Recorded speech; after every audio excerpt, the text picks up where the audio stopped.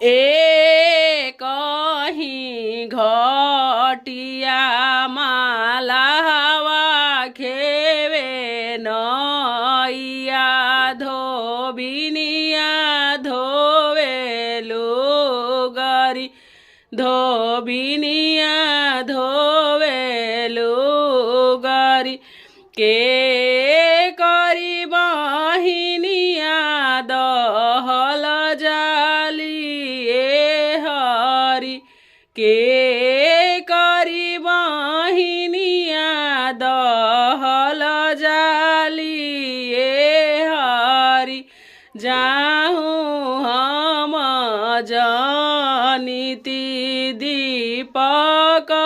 भैया के बहिना विकास भैया के बहिना सौरभ भैया के बहिना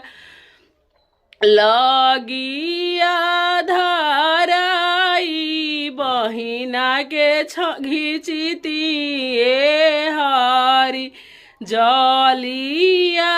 लगाई बहिना के छनिती ए हरि हाथावाला फाई बहिना के छनिती